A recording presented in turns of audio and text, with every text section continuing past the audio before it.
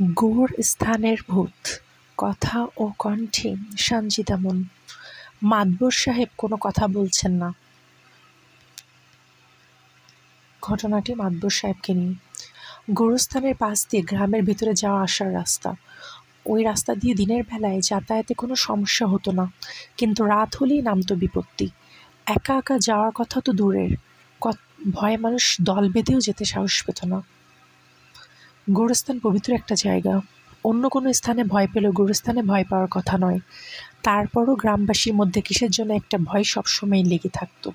কেউ একা একা যাওয়া আসা করতে গিয়ে গোরস্থানের ভেতরে দূর থেকে সাদা কি যেন নড়াচড়া করতে দেখত এবং অদ্ভুত ধরনের আওয়াজও শুনতে পেত। এক মুখ দুই মুখ করতে করতে সমস্ত গ্রামবাসীর মধ্যে এক ধরনের ভীতির সঞ্চার হয়। আসল ঘটনাটা কী তা পরীক্ষা করার জন্য রাতে দল বেঁধে গোরস্থানে যেতেও সকলে ভয় পেত। তবে কোনো মানুষ মারা গেলে তাকে মাটি দেওয়ার সময় কেউ কখনো বিপদের সম্মুখীন হয়নি। তাই গ্রামবাসীরা মানুষ মারা না গেলে কি সন্ধ্যার পর ওই গোরস্থানের দূরের কথা গোরস্থানের পাশ দিয়েও হাঁটত না। হঠাৎ একদিন বয়স্ক একজন লোক সন্ধ্যার পর ওই পথ দিয়ে গ্রামের দিকে আসছিল। লোকটি নিজের কাজে শহরে গিয়েছিল, কিন্তু শহর থেকে আসতে দেরি হওয়ার কারণে তার সন্ধ্যার পরে যাত্রা।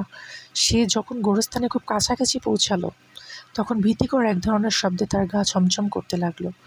তারপরও সে না দাঁড়িয়ে বুকে ফু দিয়ে গোরস্থানের দিকে এগোতে থাকলো। গোরস্থানের মাঝামাঝি যখন এসে পৌঁছালো লোকটি, তখন সে পাশের ঝোপের দিকে তাকিয়ে চুপ করে দাঁড়িয়ে রইল। ঠিক তখনই কি যেন তার সামনে দিয়ে গড়িয়ে যাওয়া রাস্তার এক পাশ থেকে ওর পাশে চলে গেল।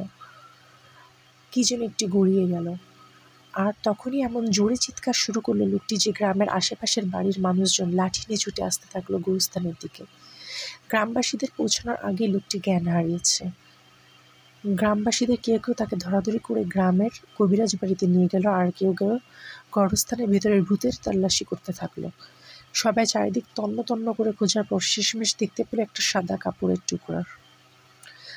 টুকরাটা হাতে পাওয়ার পর একজন বলে উঠল, এই গোরস্থানে তাহলে কোনো ভূত নাই, কাপড়ের টুকরা দিয়ে মানুষকে ভয় দেখানো হয়। তাহলে ওই কাজটা করে গ্রামের দুষ্টু পোলাপানরা। সকলের মধ্যে অনেক আগে ভয় পাওয়া একজন লোক উপস্থিত ছিল। সেও সাদা কাপড় দেখে এর আগে ভূত মনে করে ভয় দৌড় দিয়েছিল, তাই সে নিশ্চিন্ত করে বলতে পারলো ঘটনাটা। গ্রামবাসীরা গ্রাম মাতব্বরের কাছে উপস্থিত। গোরস্থানের এই ভূতের একটা ব্যবস্থা করতেই হবে। ততক্ষণে ভয় পাওয়া লোকটির জ্ঞান ফিরেছে। সে তার সাথে ঘটে যাওয়া ঘটনাটি খুলে বলল মাতব্বরের সামনে। এসব ঘটনাটা শুনে মাতব্বর সহ গ্রামের গণ্যমান্য ব্যক্তিরা রেগে আগুন। মাতব্বরের নির্দেশ দিলেন, 24 ঘন্টার মধ্যে যদি এই কাজের সাথে জড়িতরা আমার সামনে হাজির হয়, দোষ স্বীকার না করে, তবে তাহলে গ্রামের সব পাজি ছেলেদের ধরে আনা হবে এবং প্রমাণ হলে তাকে চিরকালের জন্য গ্রাম থেকে তাড়িয়ে দেওয়া হবে। মাতব্বরের আদেশ শুনে গ্রামের সব পাজি ছেলের অভিভাবকরা তাদের বাড়িতে গিয়ে ছেলেদের অনেক করে বুঝালো।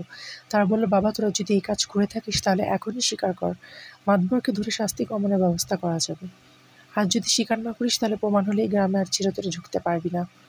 পরদিন সকাল 10টা। মাতব্বরের দিয়ে 24 ঘন্টার আলটিমেটামের সময় পার হতে আর 1 ঘন্টা বাকি। গ্রামবাসীরা আস্তে আস্তে হাজির হচ্ছে, কিন্তু কোনো পাজি ছেলে দেখা পাওয়া যাচ্ছে না। সময় অতিক্রম হওয়ার ঠিক 10 মিনিট পর আলম আর 2 বন্ধু হাজির হলো মাতব্বরের সামনে। আলম হলো গ্রামের সবচেয়ে শান্তশিষ্ট ছেলে, তার বন্ধুরাও ছিল তার মতোই নিরীহ প্রকৃতির। গ্রামে কেউ তাদেরকে কখনো কোনো ঝামেলায় জড়াতে দেখে নেই, তাই গ্রামবাসী তাদের 3 জনকে সবসময় ভালো ছেলে বলে জানত। সেই 3 জনই ভালো ছেলেকে মাতব্বরের সামনে উপস্থিত থাকতে দেখে গ্রামবাসীরা প্রথমে মনে করছিল এরা হয়তো বিচার দেখতে এসেছে। কিন্তু সকলের ভুল ভাঙল যখন তারা স্বীকার করলো যে গোরস্থানের ভূত তারাই। তাদের কথা শুনে গ্রামবাসীদের আকাশ থেকে পড়ার অবস্থা।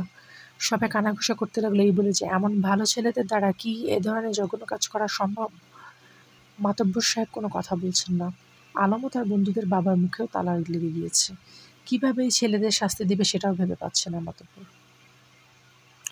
অনেকক্ষণ চুপ থাকার পর মাতব্বর সাহেব বললেন, এই ছেলেদের গ্রামে যেহেতু খারাপ কোনো রেকর্ড নাই, তাই তাদেরকে তাদের বাবা মা যে শাস্তি দেবে আমরা সেটাই মেনে নেব। পরদিন সকালে আলম আর তার 2 বন্ধু এক জায়গায় বসে বসে ব্যথায় কাতরাচ্ছে। গায়ের জামার কয়েক জায়গায় ছেঁড়া।